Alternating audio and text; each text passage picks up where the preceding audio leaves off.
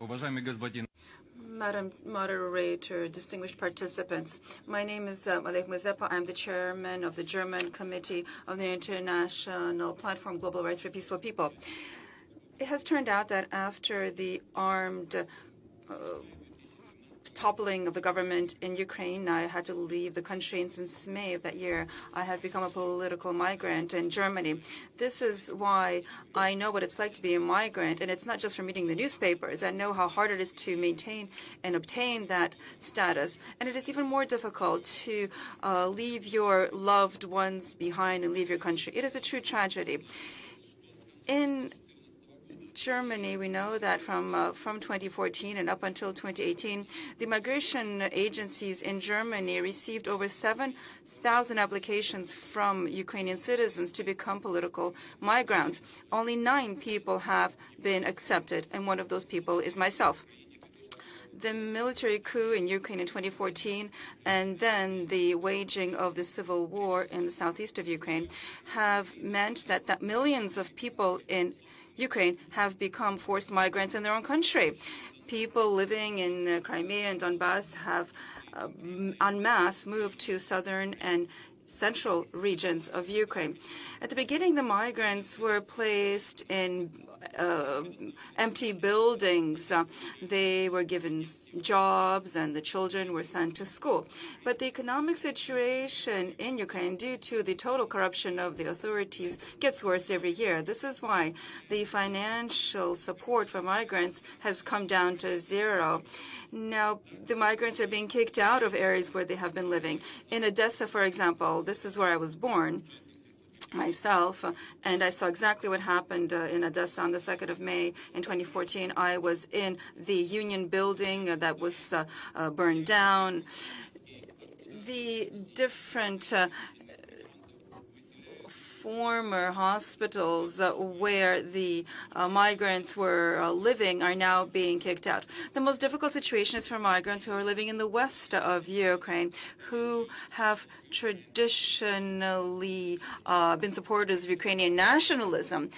With regard to the migrants in Donbass, quite often there is violence against them by the local community. For example, they claim in one village there was a Russian-speaking man, Mr. Rashkov, because he spoke Russian. Because he spoke Russian, they really just tried to cut his mouth.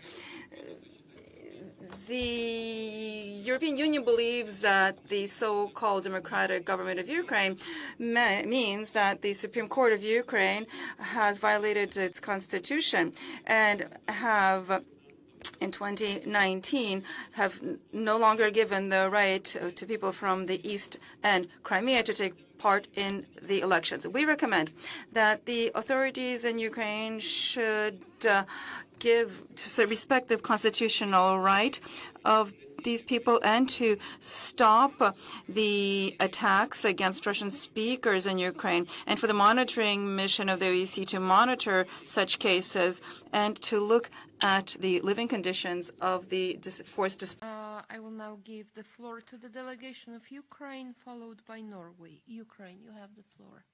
Thank you, Madam Moderator. I take the floor to respond to the remarks made by a representative of the International Platform of Peaceful People based in Germany and his assertion about the presence of civil war in Ukraine. It is not true. There is no civil war in Ukraine. From February 2014, Ukraine has been a victim of an armed aggression of the Russian Federation. This fact has been recognized on the national level of Ukraine, but also on the international level, including in the United Nations and in the OSCE Parliamentary Assembly.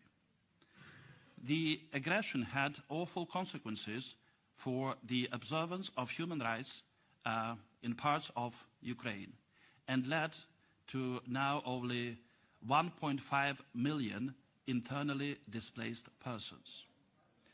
The same representative made an untrue claim that the internally displaced persons in Ukraine are deprived of their right to participate in elections. The IDPs can exercise their right to participate in elections at the national level, and they did participate in presidential and parliamentary elections. There are certain limitations for local elections, but in that sense I would also remind that the conduct of local elections in compliance with Ukrainian legislations and OSCE standards are part of the Minsk agreements. We do expect that the IDPs will be able to return to their places of residence and participate in such elections to elect their legitimate representatives to local authorities. That needs the necessary security environments and the withdrawal of Russian troops and mercenaries from the occupied territories of Donbass. Thank you, Madam Moderator.